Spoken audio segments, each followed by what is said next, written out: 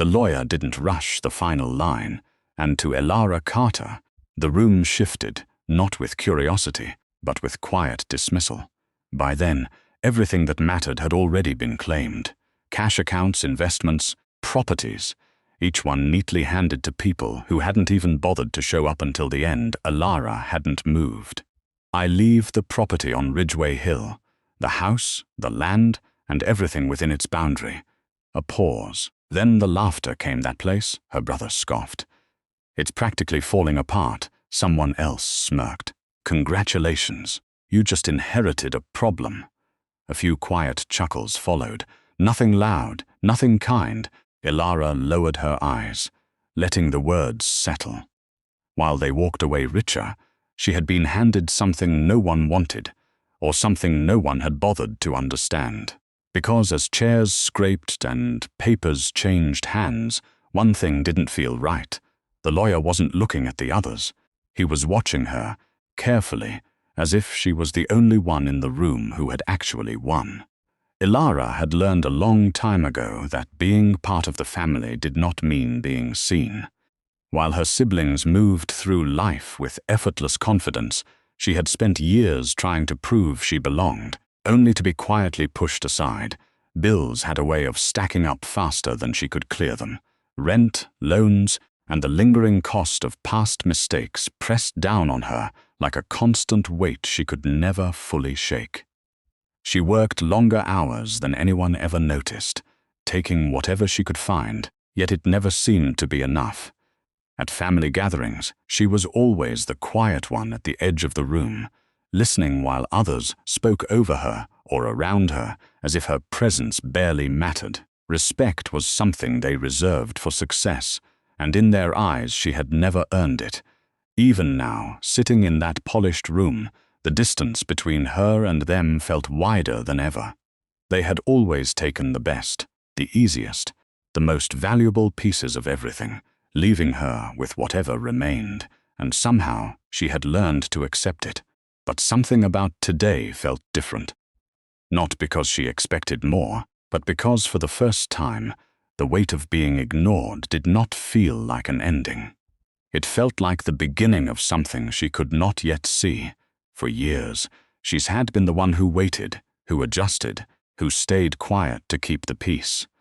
She had convinced herself that patience would one day be rewarded, that loyalty would finally be noticed.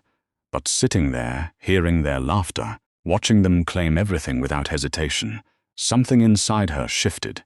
Not anger, not even sadness, just a quiet, steady realization that she had spent too long waiting for a place that was by the time the reading moved forward, the room no longer felt like a place of mourning. It felt like a transaction. Numbers were spoken with quiet precision, each one heavier than the last. Millions in liquid assets. Investment portfolios carefully structured over decades. Properties in cities Elara had only ever seen in passing. With every line, the atmosphere shifted further, turning grief into quiet satisfaction. Her brother leaned forward when his share was read, a slow smile spreading across his face as if everything had finally fallen into place. Her sister barely reacted, but the way she straightened her posture said enough. This was expected. This was theirs. No one questioned it. No one hesitated. When Elara's name had come up earlier, it had been different. There had been confusion, then amusement, and finally dismissal. A house no one wanted. A structure no one believed held any value. Something they could all afford to ignore. Now, watching them gather their fortunes, the contrast became impossible to ignore. They walked away with certainty, financial security, status, control. She walked away with a liability. Or at least, that's what they believed. Because as the final documents were signed and the room began to empty, Elara couldn't shake the feeling that something about the division didn't make sense. It was too clean, too deliberate, almost as if the real inheritance had never been part of the conversation at all. The drive to Ridgeway Hill felt longer than it should have, the road narrowing as the city faded behind her. By the time Elara reached the final stretch, the pavement had given way to cracked gravel. winding through overgrown trees that blocked out most of the fading light. The house stood exactly where the lawyer had said it would, perched alone at the edge of the hill. It looked worse than she expected. The structure leaned slightly to one side, as if it had been slowly surrendering to time. Paint peeled from the wooden walls in long, brittle strips, exposing darkened boards beneath. The windows were clouded with dust and age, some cracked, others barely hanging in place. The front steps creaked under her weight before she even reached the door. It didn't feel abandoned, it felt forgotten. Elara paused at the base of the porch, her eyes scanning the property. The wind moved through the trees with a low, hollow sound, brushing against the house like a warning. No nearby homes, no distant voices. Just silence, thick and unmoving. She stepped inside. The air hit her first, stale, heavy, carrying the scent of old wood and something deeper she couldn't quite place. The floor groaned beneath her feet as she moved forward, each step echoing through the empty rooms. Everything was still, too still. It wasn't just the damage or the decay. It was the feeling that the house had been left untouched on purpose, as if whatever had happened here hadn't been forgotten, it had been sealed away.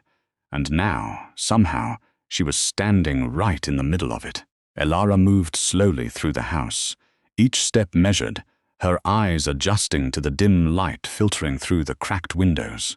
At first it was just decay, dust layered thick across every surface, furniture draped in stained sheets, walls marked by time.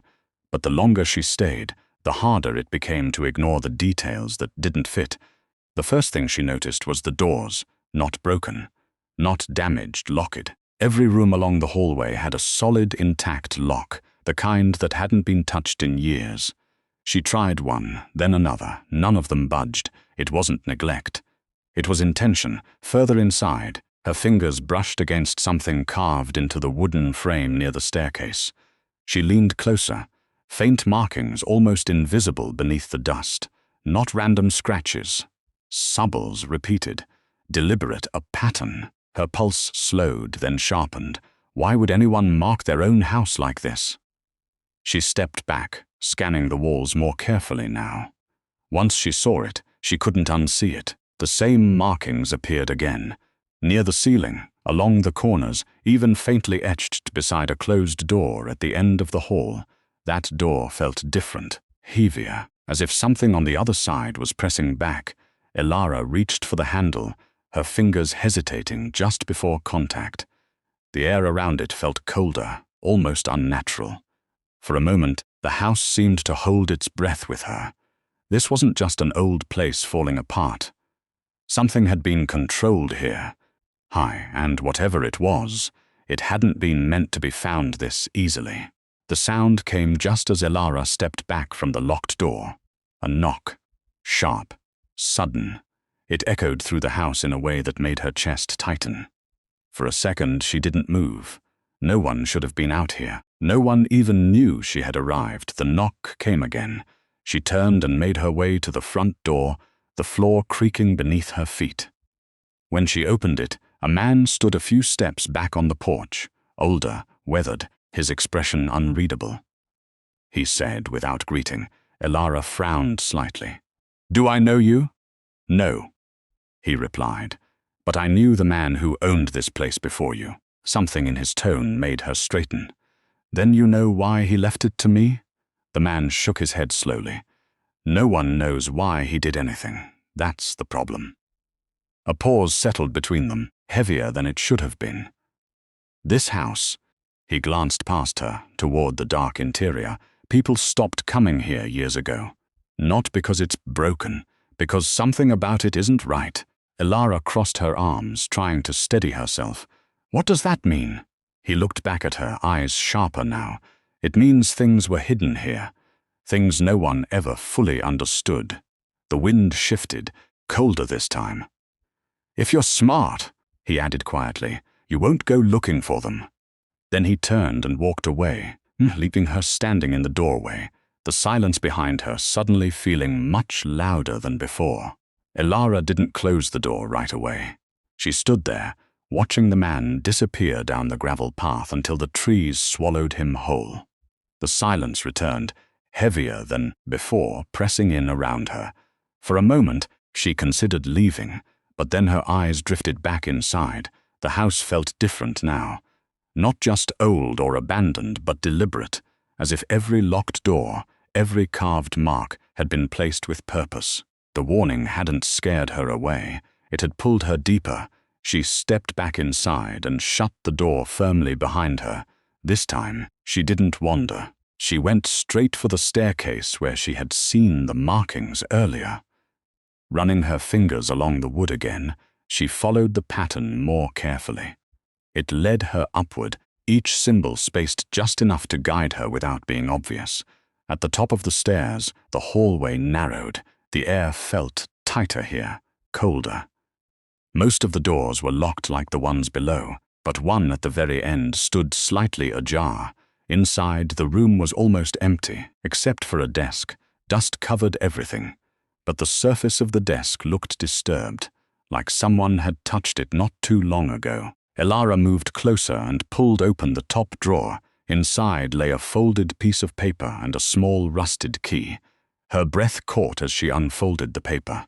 It wasn't a letter, it was a crude blueprint, and it didn't show the house. It showed something hidden beneath it. Elara barely slept that night. The blueprint lay open on the desk, its rough lines etched into her mind even when she closed her eyes. It wasn't just a drawing, it was a direction, something beneath the house, hidden with intention. By morning, reality pushed back in. Her phone lit up with missed calls. Her brother's name appeared again and again, followed by a message that felt less like concern and more like calculation. "You still at the house? We need to talk. Don't do anything stupid." Another message came from her sister, shorter, colder. "That place might have legal complications. Don't touch anything until we sort it." Elara stared at the screen, her grip tightening. They hadn't cared about the house before. Not until now. Not until something about it had changed. Outside, the wind carried a faint sound that made her look up. Gravel shifting. Slow, deliberate. She moved toward the window, careful not to draw attention. From behind the dusty glass she saw it, a dark vehicle parked just beyond the tree line. It hadn't been there yesterday, no movement, no one stepping out, just watching. Her pulse quickened. This wasn't about inheritance anymore. Whatever had been hidden here wasn't forgotten. It had been waiting. And now that she had found the first piece of it, others were starting to notice. The blueprint sat behind her, silent but heavy with meaning. She had a choice: walk away while she still could, or go deeper before someone else reached it first. Elara unfolded the blueprint again, forcing herself to study it with a clearer mind. The lines were rough, but the intention was precise. It marked a point beneath the house, slightly off-center from the foundation, closer to the rear wall, not visible, not obvious, high. She moved through the house with purpose now, counting steps, matching the crude sketch to the structure around her. The floor creaked beneath her as she reached the back room, the one that had felt colder than the rest. The markings on the walls were stronger here, deeper, almost urgent. Her eyes dropped to the floor. At first, it looked the same as everywhere else.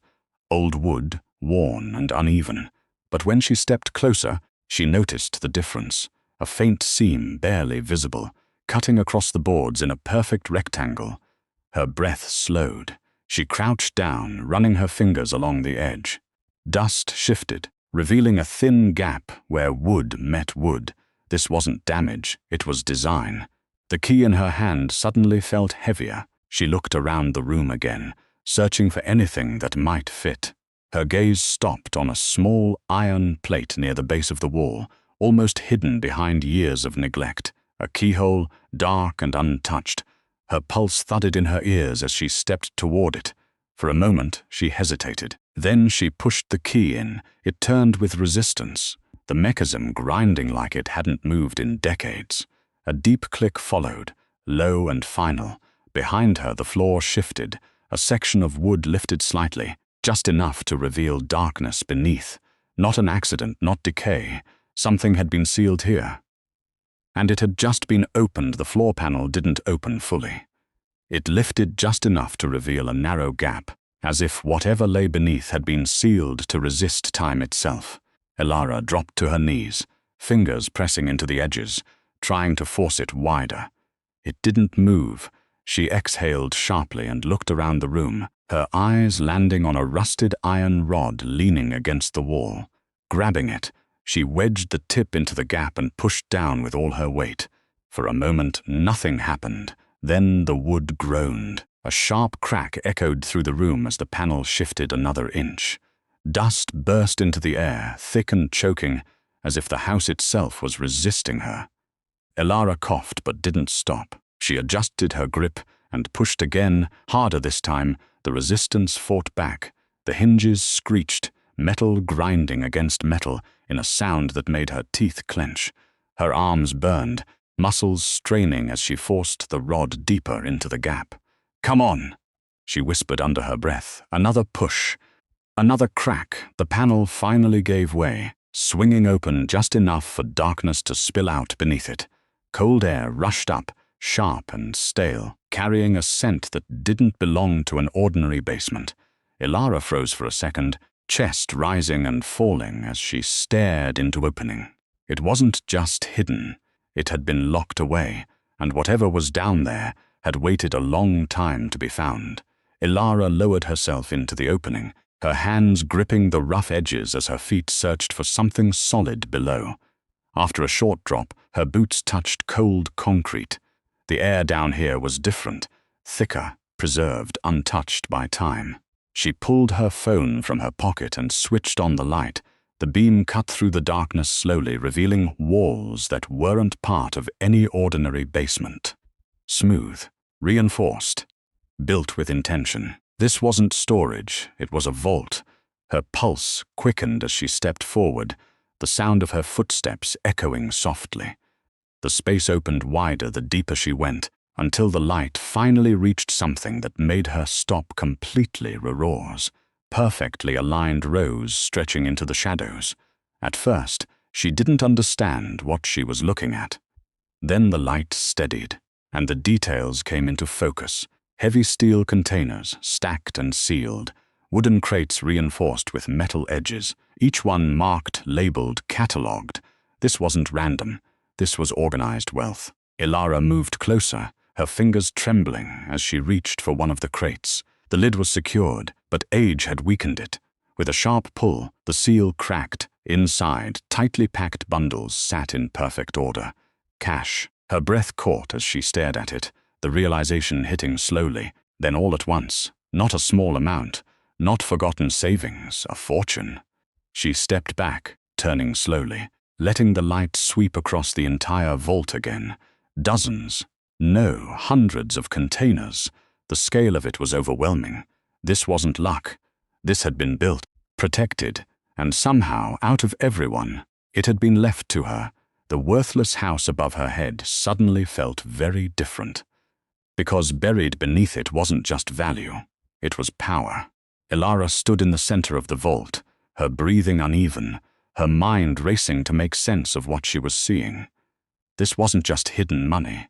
It was planned, protected, meant to stay buried. Her light shifted again, catching something different near the far wall. A desk. Unlike the crates, it wasn't industrial. It was personal.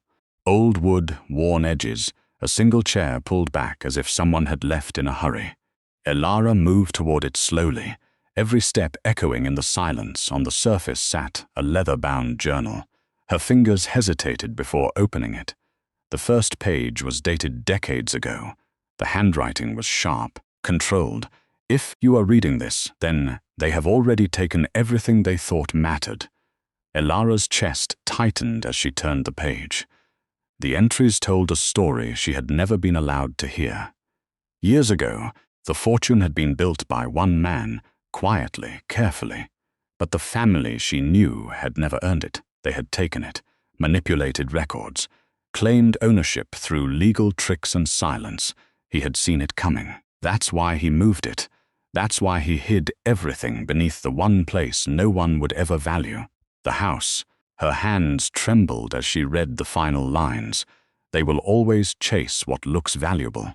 They will never look where the truth is buried. Elara closed the journal slowly, the weight of it settling deeper than the money ever could. This wasn't just an inheritance, it was a correction, a decision made long before today, to give everything to the one person they had always overlooked. The sound of footsteps above snapped Elara's focus back to the present, not one. Several the floorboards creaked, followed by the unmistakable force of the front door being pushed open. Voices carried down through the house, sharp and impatient. "They're here," her brother's voice cut through clearly. "I told you she wouldn't just sit on this." Elara closed the journal and slipped it under her arm, her eyes scanning the vault one last time before moving toward the opening above. By the time she pulled herself back into the house, they were already inside. Her brother stood in the center of the room, her sister just behind him, both of them looking around with a mixture of suspicion and greed. "You found something," he said immediately, stepping forward. "Didn't you?" Elara didn't answer right away. She simply looked at them, calm, steady. For the first time, she wasn't the one being questioned. "I was going to ask you the same thing," she replied. His expression tightened. "Don't play games. Whatever is here belongs to all of us." A quiet shift moved through her. "No," she said, her voice firm now. "It never did." The room fell silent. They had always spoken over her, dismissed her, controlled every conversation. But now, something had changed, not just in what she had found, but in how she stood. For the first time, they weren't looking down at her. They were trying to figure out what she knew. And, more importantly, what she controlled. By the time the sun rose over Ridgeway Hill, everything had changed. The house that once stood as a forgotten burden was no longer silent. Workers moved carefully through its halls in the weeks that followed, restoring what time had worn down but leaving its foundation untouched. Elara made sure of that. Some things weren't meant to be erased. The fortune beneath it was secured, documented, and protected. This time in her name. Not hidden, not stolen, but claimed the way it was always meant to be. Legal battles came and went, but the truth held. The journal, the records, the structure itself, it all pointed to one undeniable fact. It had never belonged to them. Her family stopped coming around soon after. Without control, without leverage, they had nothing left to demand. For the first time, their absence felt like peace instead of loss. Elara stood on the porch one evening, looking out across the land that had once been dismissed as worthless. The wind moved differently now, no longer hollow but steady.